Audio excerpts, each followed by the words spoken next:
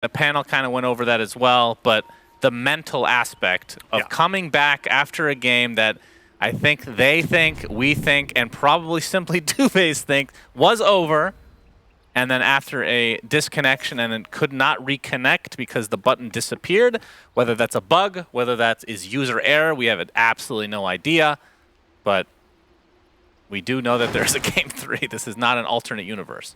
Right. Well, that we don't know that actually. It could be. That is true. Maybe you and Anders should work together. He keeps, you know, talking about the simulation. Does he? Yes. Is that his theory? I don't know if it's jokingly. Oh, so that's pretty sus. They've got some cool sprays on Rio. Yeah, I can appreciate that. Yeah. Yeah. So here we are. It's a very different draft this time around from simply TOOBASED. This time the Sand King and DP are on opposite sides instead of on the same team. And now we have an Axe picked up without it really countering anything when it was picked. Right? They saw Sand King, Hoodwink, and maybe Shadow Demon. I think they saw Shadow Demon as well, which doesn't, in my book, make for a good Axe game. So I'm very curious to see how this pans out for them. But if nothing else, sometimes it can be really powerful to play a hero the other team isn't used to playing against. So there could be a little bit of a familiarity issue there. Yep. Phoenix too, very unusual, but they have solved it partially at least with the Lina pick. So yeah, we'll see. I mean, both of the previous games had kind of the same storyline until the disconnect, right? Like the cut, they get ahead in their lanes by like 2 to 3K. We enter the mid game, it's kind of even. Fights go a little bit back and forth, and then suddenly the cut win a big fight or two. They pull ahead by like 15K.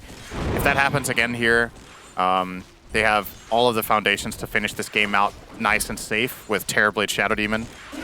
So let's see if they keep calm, cool, calm, and collected in their laning stage. Well, I don't think CCNC is going to be here to help them out, Cinderin, but you never know. Maybe with the disconnect, you can get somebody else reconnecting in for the... You know, that used to be a feature that was touted as the next thing for Dota. Right. The original... Player swap. Or whatever. And that would be very frowned upon these days. Overlom versus Flea. Yep, Battle Hunger applied. Another right click, uphill miss is not there, and Flea draws first blood. Is this where the tilt begins for the cut? We shall see. Probably not. Probably not. Okay, I do want to talk about this, though, because I haven't gotten to cast a ton of Lina, if any, in the new patch, quote-unquote new patch, with the new Fiery Soul. Talk to me about it, because from my understanding, it's worse for... what's the right way to put it? It lasts longer by default, right? But you have to actually hit creeps to activate it, which makes it very difficult in certain scenarios. You're going to see a kill in the bottom. Brought down. Okay, so the short version of it is this new one has 7 stacks instead of 3 as the maximum, and you get 1 stack per target you hit with a damaging spell. So if you Dragon Slave a full creep wave in one hero, you almost have maxed out Dragon Slave, whereas before you would have 1 out of 3 stacks. Right, okay. So depending on the situation, it'll be faster to build up max stacks. Now what is a lot worse is what Lina's used to do, which was like, you know, cast their spells on the way out of Fountain to get move speed, or use a dragon's, or use an LSA once in a while to keep your stacks at 3 while you're moving through the jungle with mana regen up. Yeah. So you can't do that. But when it comes to actual fighting, I think there's a lot of situations where you hit multiple targets with your spells, and if that happens, you quickly build up to max stacks. So I would say it's situationally better, but probably on average it's worse. And very much depending on what you're facing, right? If you're facing like a Zoo strat, you're gonna just non-stop be able to max out those stacks by Dragon Slaving all the minions. But right. And Ade doing a lot of damage to Boris in the bot lane. Yeah, Gurren gets level 2 now, so now Icarus dive available. He didn't have that before, which is why he died to the stun combo, which is what the panel talked about. Like, Phoenix is very exploitable in this lane. Oh, has to be careful there. Just narrowly avoiding that Acorn shot bouncing on Ollie, or that could have been dangerous. Yep, didn't have enough mana for the Bushwhack as well, which almost certainly would have been a kill. Empyrean gonna open up the pull here, but oh, yeah, okay, they're gonna trade sentries. So this is a little bit late to open this pull, minute 3:14, but you know, I have to say, B-God is definitely the MVP of this series so far, Syndra, and this is why. This is how, as we're gonna see the Bushwhack, this is gonna be very timely. So the way they do this in the NBA, or at least they should, and they have in the past, okay, for the most valuable player of the year, all right? Sometimes it's just the person with the best stats that's very obviously the best. Sometimes it's when you get injured and your team suffer, like they're really bad without you. Oh, he disconnected, they lost, despite being up 20K basically, and he was playing amazing. Do you in the think games if when he was Scourge up. McDuck would have crashed, that he would be the MVP? If they lost as well. It's speculation. So technically, any of their players could be MVP based on that. Well, that's not the sole reason, though. That's in addition to the Got it. statistics that you have from before, right? Understood. So all of it combined create a great case for him being MVP. I mean, I'm not against the idea of him being MVP, even disregarding that entirely. I just think he played probably across the board for his team, played the best individually in the last 2 games anyway. If I had to pick one player that stood out to me, it was probably him. So, yeah, we have a little Avalanche canceling this combo, but it might be it's just all dead. for naught. So even the dive used, but drops regardless. It's really awkward for Phoenix to be in this position where he gets opened on with the Bushwhack, because you're scared of using Icarus Dive right when you think the Sand King's Stun comes in, so it becomes this like guessing game about when he's going to cast the Burrow. And he just held it so long and then went for it when the kill was secured, so nicely done from Ade there. I think Overlom is probably dead here. Yeah, Battle Hunger going to slow him down, and he will tick away eventually. And the Scourge Fade Bolt. gives them a Fade Bolt connector there. Yep, very nice. I think he would have got it anyway, but... Yeah, he was dead. But we'll see. Okay, let's talk about the new axe. I mean, he's gotten changes the last few patches. He went from a right-clicking machine with that shard to a shard that nobody ever buys, but now his Battle Hunger has changed quite a bit. And I've actually seen, I think we saw one game where Aghanim Scepter was picked up, which I'm hoping becomes a thing at some point. But whole idea of just gaining armor and your Battle Hunger does more damage as a result, and then obviously gaining armor permanently from your Culling Blade. How does this hero feel to you in this patch? I suppose he should fare better in this matchup against Terrorblade just because of the armor, right? But it was one of the heroes that we were theorizing was going to be amazing because of the scaling and because of the changes to Battle Hunger, and just hasn't really caught on very much. So the situational issues the hero has are still are still too significant. I don't think this is a particularly good X game personally. I think you're good against Terrorblade, and that's kind of it.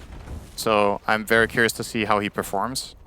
Well, B-God gets off the Bushwhack, and that's going to lead to the second kill in this mid lane, both of which going to Kits. That is a huge boost for him.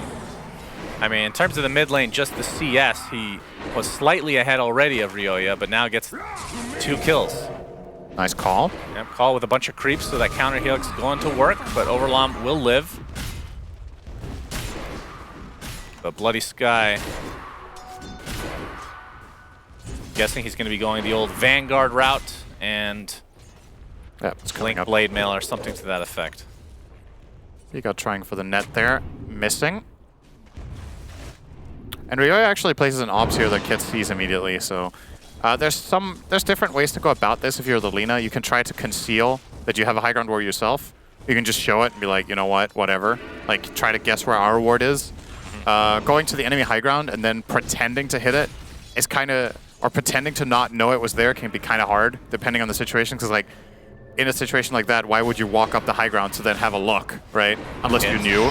Top lane. Bloody Sky. Very fast telekinesis, but Scourge is going to continue on to try to take out Bloody Sky. He's going to get him. Overlom with the disruption, which sets up LSA, and that's going to lead to a nice kill for the cut. But it will be a trade of sorts. He gets off his Berserker Skull. He is super tanky with that Vanguard. Is he actually going to live through this? It looks like it. It's a miscommunication there. They Dragon Slaved while they were using the Shadow Demon's Disruption. And I feel like it should be communicated there that he's going to get him, right? He has the stick charge, he's going to use it, he's going to disrupt, and then you just Dragon Slave out of it. But they threw that Slave away, and he didn't have mana for a second one, so missing that opportunity, kind of uncharacteristic from the cut. That's been what I've been praising them for, is this good fighting communication, but that time around just messed it up a little bit. Trying to get the 8-minute rune, it's top. Indeed. Bushwhack's going to hold him in place, be a little bit annoyed for Ryoya. And Empyrean will take that as he knows that Lina is coming from his high ground ward. Yeah, and Kit's still working on the Boots of Travel at the moment. Or, sorry, I should say Kits. Wait, did I say Kits? Well, it's getting late. I think I just said his name twice, but I didn't realize I said it. You said Kit the first time and Kits the second time. That's close enough. Kit Kat, Kits, whatever. It's like Solar and Solar. Nah. Kit and Kits. That's... All right, you got me there. That's a good one. Yeah, he's going to go Travels BKB probably. Standard Lina build. I don't see why he wouldn't. There's plenty of things you need BKB against here. You want it against DP Silence, you want it against Tiny Combos, Phoenix, Rubik. The only thing you're really worried about is the Axe, and You have Disruption to protect against that. You have a potential Yule pickup from Sand King. Even one on Hoodwink if you want to go that far. I don't necessarily think that's the right choice. He is eyeing up a Veil for now, which is a very good item on that hero, especially when you're playing with Sand King and Lina. I think it's a great choice. So, yeah. Should be pretty straightforward for Kits. You see the support duo here for the cut. Looking to make something happen, but they obviously will have to be a little bit safe. But they can see that they might have spotted that smoke. I'm not sure. There are 2 smoked up right now for simply TOOBASED. Looking for potential fight here in the mid lane, but it'd be hard to connect without a Blink Dagger yet on the Axe, which I'm not even sure if they've made any stacks for him. It doesn't look like it, so he's going to have to get his gold in a different way. Yeah, and that smoke ends up not turning into anything. So still sitting on the Vanguard. I mean, after Blink, which actually looks like he's going phase boots before Blink, in fact. What do you think about that?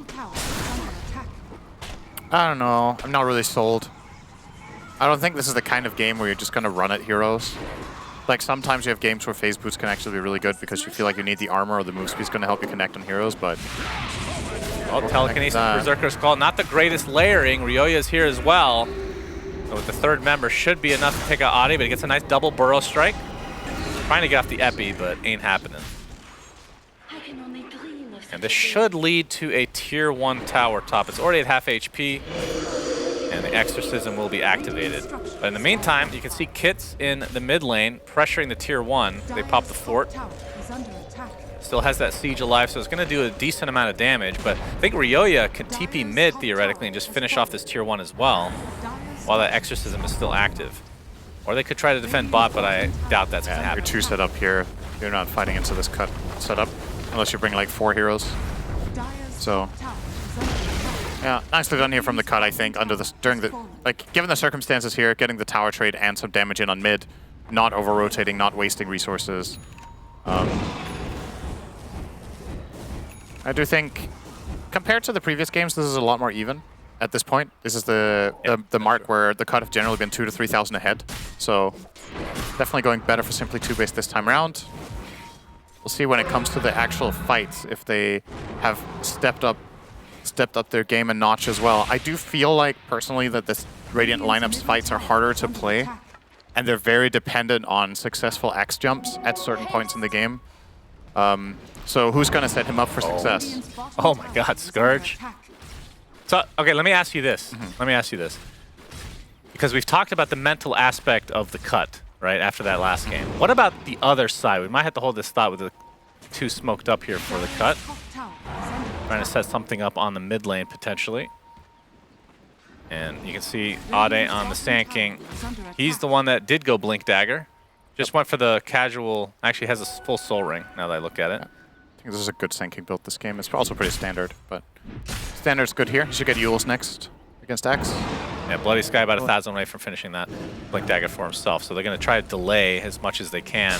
But Ade shows it off, and they got the combo down again. So we saw this game 1, the tried and true Burrow sharpshooter with the Bushwhack. Pretty easy kills overall. So what were you saying about mental for the other team? Yeah, so you lose game 1 horribly. You haven't won a game the entire season. Game 2, let's just, I assume this is the case, but let's just say it out loud. As a player, you assume you would have lost that game, but you're given a new lease on life. Does that give you any confidence going forward? It's kind of like false confidence almost, but at a certain time, like, false confidence doesn't even make sense, right? It's all a mental thing. Oh, good silence. Yep, Kid's able to get out, but Ade not going to be so lucky. The Epicenter does a good amount of damage. Okay, B-God is going to get spotted. Yep, he gets clipped, and the Berserker's Call is there. And this should be the first chop of the game for Mr. Bloody Sky. Down he goes, so that is permanent armor. I think you, more than anything, you probably just feel relief that you got a second chance. Okay. I don't think you're like, yeah, we suck, guys. We should have lost, you know? I don't think that's a very good mental... That's not a very good morale boost for the team, right? Like, maybe people in the team are thinking, wow, we got lucky there, you know? Like, whew. But I think the way they probably are looking at this is, all right, We get another chance. Let's play our best and, you know, avoid getting in that situation again where we depend on it. Uh-oh. Burrow Sandstorm, Kits, getting some stacks of Fiery Soul. Rayo gets a double silence, but getting chased. Ollie. Nice job. He's gonna die here, potentially. Yeah, Blink will be up soonish. Oh, all right. Goes for the blind Burrow. Misses there. But the sharpshooter, of course! B-God himself. LSA, his team is missing every spell, but B-God, he won't miss. B-God never miss. Only, well, the reconnect button he missed. That's about it. No, he hit the abandon button. That's... He hits everything he sees. Everything. All right, guys, my game crashed. We're going to hit shut off computer. Yeah, we still don't know. Obviously, like, whatever it is, it's just a shit situation, right? Yeah. There's been this rare bug in the past where sometimes you lose connection to the game and you can't reconnect. Could have been user error. Could have just been a really weird, like, buggy crash that just shuts you out of the server. Whatever it was, definitely very unfortunate. Bloody Sky, that's a Blink dagger, but the Burrow Strike to follow to try to save the Lina. It's going to be successful for now, but look at the damage coming out. Gets off a Laguna Blade just at the last moment. It's a 2-for-1, but that's a position 1 for a position 2. As Bloody Sky onto the high ground he goes. B-God chasing, Burrow Strike into the Bushwhack, and that is a dead axe. Really good response there. I think in hindsight, Overlong can maybe save the Lina there by disrupting the axe, but he has so little time and he just has a judgment call to make there. Am I ever going to get in range? Because, like, I think he's slightly closer to the Lina, and if he waits another half second, maybe Lina gets chopped. So he goes for the banish on the Lina instead, and either way, they get a really great trade. Now they might even get Flea too. Yeah, one more hit. Fail. Very nicely done. 4 kills. All right. Great turnaround from Sand King there. And they get the tier 1 tower. Things are looking up for the cut again, but it's not like you were talking about from game number 1 and 2. The lead is not super substantial by. So you're gonna see here. So Overlom here, he gets in range for the Lina now, right? If he if he banishes Axe, Lina probably dies to Phoenix, right? It's a tough call to make. Yeah, I think it allowed him to cast Laguna Blade. Exactly. Right? So he still got really good amount of damage out, even though he died. So it's okay. Generally, if you get jumped on your mid-hero by Axe and you get a 3-for-1 trade, you're usually very happy. Yeah, no doubt. Ryoya, B-God, just taking out the wave. Try to stem this push a bit. Tier 2 tower at half health. That's Flea taking out the wave here. So, I mean, I feel like game 1 and 2, this tier 2 tower fell really early, both times. This feels a little later as, ooh, I like this. Simply TOOBASED going for the sneaky Roche play, and you can see from the minimap, the cut is actually worried about a defense in the bot tier 2. They're not expecting this at all.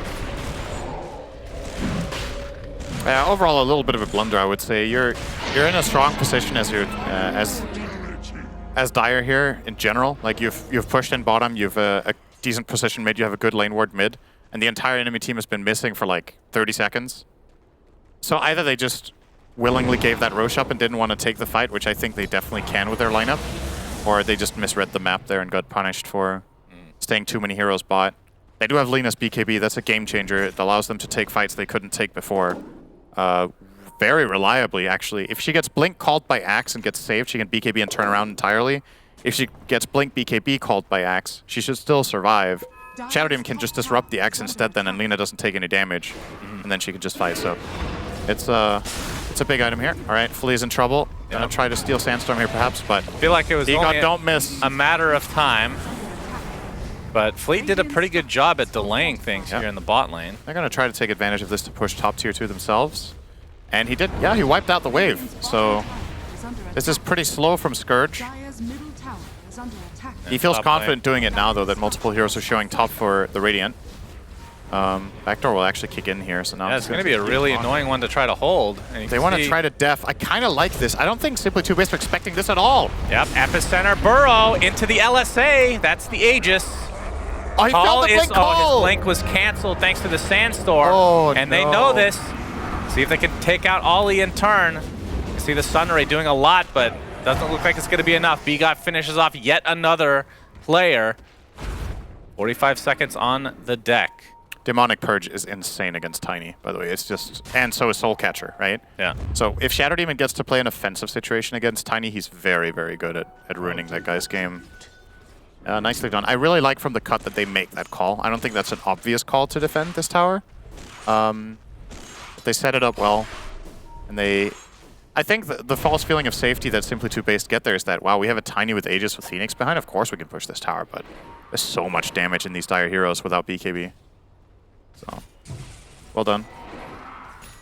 Pyrian here, gonna smoke in and place a sentry, sees the obs. He's gonna reveal himself from this. But he's fine. They're playing slightly more timid in this game. B-God was definitely thinking about it there. I think that is probably, not to keep harping on this, but game 2 result, I would assume the team that, like the cut in this instance, are playing a little bit more timid. Because of what happened. Yeah. I could see that. At the same time, I could also see them, you know, kind of wanting to prove a point. But they feel like they're better, so they should just keep playing the same style, right? Yep. Burrow. Oh. Good save. Yep, very good telekinesis save. Flee with that shard. That is a lifesaver, literally. It's amazing against Sinking. And so now both teams with very good saves. Question is, does Shadow Demon have an Aether Lens yet? No. So it has to be in good position to get these, especially for the Axe call. Kid's staring a bit here. If he gets Blink called, it could get scary. He's going to get lifted first. Telekinesis into the call. But there's the save like we talked about. Overlam doing a good job. Hits. Saved again, it looks like. There's the Burrow Epi. Oh, just the Sandstorm, I should say. The egg on the sideline, though. Scourge McDuck already in that meta form, focusing all his efforts on Ryoya, but looks like Ryoya will survive. So it's off lane for off lane. I kind of like that disruption from Flea that he stole there, just because the Lina didn't pop BKB and it looked like she was getting away for free, so Flea wanted to force her to stand there and fight with BKB. But the team arrived in time and they get a trade. So Scourge is so far ahead on Terrorblade. By the way, we haven't really talked about him that much, but he's built a 3,000 advantage over the Tiny. Terrorblade will, given the space, farm more than a Tiny, unless there's like amazing stacks or Tiny gets involved in some key kills or whatever. Terrorblade just spreads the map better. I also think Scourge is just a more efficient player in general on these heroes than his counterpart in Ollie, perhaps. So finding that bit more out of the map. And they've extended the lead to 4K. And Roshan, actually we won't know for quite a while. Aegis was taken out pretty quick. But looking at Mr. Scourge, well, first we can see Ryoya has that BKB. Scourge going for a BKB himself, but has the Scotty online, so like you said, doing extremely well at the moment. And his counterpart in Boris ends up going for Blink. So talk to me about this for the Tiny. So went Echo Saber first, Blink second. Do you like it this game? Because you already have a Blink on Axe. I think the mindset is I need to kill Shadow Demon, probably. I don't know if I think it's the best choice. He's maybe concerned that if he goes a traditional carry build, he's just going to get shut down by Demonic Purge, by the stuns. But at the same time, you're taking a pretty major risk. And this is obviously, like you pointed out, it's a really big part of the reason he's as far behind as he is. So he went that over a farming build. Like, you know, you sometimes see, you generally see Tinys going Shard into Shadowblade, but or vice versa if you have a really good game. Do I like the Blink? Yes and no. Because if he does find Shadow Demon, it can be game-winning or fight-winning. But if he doesn't, it just feels like gold down the drain, right? Because I don't think there's any other reason to get it here than to assassinate his D. Otherwise, I think he would be better off getting other stuff. If he thinks it's that important, this is potentially a really big moment for Simply TOOBASED. They have awesome warding here. The cut. Yep, they see Death Prophet. They break the smoke. Oh, they can find a good Big stun. Burrow strike onto 2 with a double LSA as well. That is 2 heroes dead instantly. Bloody Sky looks to be next. Laguna Blade finishes them off. That was very nicely executed from the cut. It was actually looking like a really good smoke, but that ward and the breakup of the one, I think it was, who got broken on that smoke? I think it was B-God first. B-God broke the smoke. I don't remember who got shown first. I think it was probably the Phoenix, actually. But yeah, they find a good 2-man burrow into 2-man LSA, and Axe tries to save. but it's already too late and he just ends up becoming collateral. This is a tier 3 tower for sure. Scourge is super strong. He has BKB ready. Might just keep going, honestly. He will respect it. That's okay. Yeah, they're going to play safe. Of course, the longer you do wait to push, the higher the probability that B God disconnects and can't reconnect into the game. Yeah, you got to find the right balance where it's worth it. Very delicate balance. Oh, they're going to instantly smoke again here. Well, they do have their spells, so I guess it makes sense from that perspective. But there's no really big cooldowns on the Dire except meta, which I'm not going to downplay the importance of that, of course, but this seems a little bit rushed. Their waves aren't in the best position right now. Yeah. The bottom is not pushed out at all, as a matter of fact. Ollie's going to show mid. I think the smoke isn't going to do anything. Overlom now has the Aether Lens, so his positioning is... just the fact that he can sit back a little bit farther makes the reach more important for Simply TOOBASED. So we'll see if that blink, like you said, ends up paying off, but hasn't thus far. I wonder if he's going to go Shard. Did he just bought a... For who? For the Shadow Demon. Oh, right. If Cleanse. If the cleanse is worth it here, you're cleansing off Fire Spirits, you're cleansing off DP Silence, Fate Bolt. It's not that great, I suppose. So maybe you just go build something else, maybe Blink Dagger. So you're always in range. Sure. You can play very, very safe. It's kind of your counter to Tiny's Dagger if you think about it. I mean, you have a dagger too, you can just stand so far. E on this so you don't get blown up by Tiny. That's another option. It's more expensive and less flexible in terms of how you can position yourself, but it's also a decent choice, I think. Then there's Ags. You get stats so you don't die to the blow up, but then you can use 3 purges on Tiny. Ags on this hero is wild, but I don't know if... Yeah, it's also insane this game, actually. It generally just is. It's one of the best I'm trying to think of a game where it's not a good Ags. Yeah, it's just the problem is the hero won't get a lot of farm a lot of the time, but... It is such a good aghanim. Alright, Scourge. I was gonna say trade of towers, but I don't know if that's what this is gonna end up with. Well, Ollie can solo push. I mean, he is tiny. Alright, it is what it's gonna end up with. And that Christmas tree really puts a dent in buildings. But I don't think we're gonna see more trading at this point. Now right, we'll see. Keep it in split screen until they end up changing. Oh, looks like Scourge already decided to not do this. I thought potentially... Oh boy, look at this damage. They're going to try to go for Roche, but this tier 3 tower, it's dead. With the siege there as well, is this the right move? All right, Ade is there to try to delay. They're really wanting this Roshan. And if Ollie knew this, I think he would actually just continue to hit this barracks. But he's scared of getting jumped, and understandably so. So, second Roche, the way of the cut. It's worth trading a tier 3 for, but the question is if there was a way of doing it without having to do it. Without having to trade in general. But the trade itself is not bad. So you trade the tier 3 for Aegis and Demon Zeal. Yeah. Yeah, so the reason I thought that Simply TOOBASED might get cold feet there on the push was that it was only Terrorblade showing at that top tower, and technically the other 4 heroes could be making a smoke move across and just TP in the TB and take that fight. Or, like we saw there, they could have Roshed, right? But things happened in the right order that it allowed Simply TOOBASED to at least get the tier 3 tower. I feel like that was a little bit dangerous from them, and they might have been worried the whole time. And you also saw as soon as Sand King came back, they kind of started worrying and backed off. And as a result, this Terrorblade is now the god of the game. He kind of already was, but now even more so with a free shard plus Aegis. He can kind of just run in first and break smoke, actually, and it will lead to a good fight. Yep, Bloody Sky. They found a Shadow Demon. What they want. Yep, he is going to die. First off the bat, Egg will get destroyed, but it's going to cost him another life in the Sand King. Bloody Sky, nice thunder nice from steal. Lee. Ends up stealing that from Scourge. Gets off another call from Bloody Sky, but it looks like he will eventually die. Oh my god, he's so strong. Silver Edge is so good. So much damage from Kits. So it was pretty much it was a back and forth fight, but still the Aegis intact for Scourge. Yep. Surprisingly so.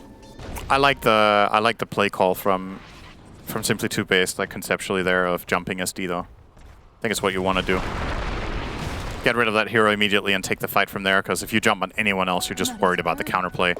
If that Supernova is placed a little bit better, it doesn't get broken that early in the fight, things could have been very different. We see, look at this from Axe. So good blink call. Tiny connects on the kill immediately. They get that, but this supernova is a little bit too offensive. Yeah. So Terrorblade almost soloed that. As a matter of fact, Lina wasn't even hitting the egg. And a nice Thundersteel, but at this point, they're just getting overpowered by the strong cores being safe in this spot. Lina has way too much damage. She doesn't even have that much yet. She has a Silver Edge and a Brigand's Blade. But it hurts. And the lead extends just a little bit more now, 11K. And I guess it's also a consequence of the item build that Ryoya has gone for. I'm not sure I like it this game, going Travels, Blink, BKB. You're playing against two hard-hitting physical cores. This build is kind of naive in the sense that if you do go in with your dagger, which you want to when you buy a dagger, you're not safe to go in. You're just going to get turned on and melted, right? So I feel like this is the wrong read, and I think this dagger should have been a Shiva, perhaps. Because he knows Lina is going to go right-click this game. Yeah, it's a very in-your-face build. Because that's what happened, right? Like, he went in, and they start hitting him, both of them, and he just dies in 3 seconds. And he's actually kept the pig pull as well. Yeah. For the extra move speed. Huh. Yeah, I don't know. Not sold on this. Oh, burrow initiation from Ade. Great. Guy. Okay, they blow up 2 heroes instantly on the sideline. See ya later. Make it 3. Kits wants to finish this series in style. The cut showing that they are the superior team today. All right, B-God, it is time. Time for what? Time to DC out. We've reached the point of critical mass, B-God. The time has come. Yep, it's a 16K. That's about where it was at when he disconnected. I kind of hope he disconnects out when they get megas. Come on. No, when they get megas, you know, when he's like, now it's in the back, guys, let's do it for style points. Wouldn't that be a display? Oh, you mean disconnect and then reconnect? He can reconnect back when the throne falls. Just be like, you know. LOL. Yeah, I was only pretending, but you know, this is a very difficult fight for the Radiant to take. They're not really interested in jumping Scourge because how the hell are they going to kill him twice? This is a good question. Shadow Demon behind him, he has Satanic. That's 2 lanes. Yep, it is. And Aegis is going to expire in 30 seconds, so I guess that 3rd Rax is when Simply TOOBASED makes their last stand. That Rubik set from behind, what the hell, dude? What? That illusion. Looks so weird. And Scourge grouping up, and we can see the Aegis about to expire, so the Dragonlance will take its place shortly. But they're on the high ground is Simply TOOBASED. I'm still worried for them about going on Scourge first if Shadow Demon is in position. Overlom still doesn't have a dagger or anything. Is he sending something out on the curve? No. I did get the shard. Okay. Yeah, they know the expiration for the Aegis is long gone. Oh, they're gonna almost. Deny it. 1 Deny HP. it right now. Deny it. Please. You do it with an illusion. That's B-God. Okay. Come on. Not the illusion? All right, you can do it. Come on, Scourge. Boom! There it is. Yeah! That's good stuff. Feels real good. All right, so that's officially 2 lanes for the cut, with only the top remaining. Burrow, destroying the illusion. Burns, doesn't it? Very nice. That was real. That was an illusion. I mean, you might as well think it was an illusion. I was like, that was way too much damage, but... Dude, that cosmetic is just awful, actually. BKB forced from Ollie. Yeah, what can you really do? He kind of has to. But Lina was connecting. All right, Bushwhack. Oh, it lands. Next, that's Death Prophet. That's not an illusion, Cinder, and he's dead. Does have buyback with all his spells, though, as we see the call come out. Oh, they found SD, but he gets Blade covered. deletes Axe. Sunder. Yep, Thunder is there, but Ollie gonna get LSA'd and brought down. Double kill for him. Ollie's gonna buy back, though. Radiant's middle tower is under attack. And this is likely the last stand. It is 4 versus 4. True. In poetic fashion, B-God is missing for the high ground push. That's true. They're gonna prove that they don't need him to finish this game. Gonna get the tier 3 tower Ollie with the offensive toss. Can they actually get Scourge? They're gonna pop the BKB, and that is a quick kill onto Ryoya. GGs are called. So the end result is what we expected, but maybe not in the way we expected. This game 3 is gonna go down in history as the most, what's the word, Cinderin? Pointless game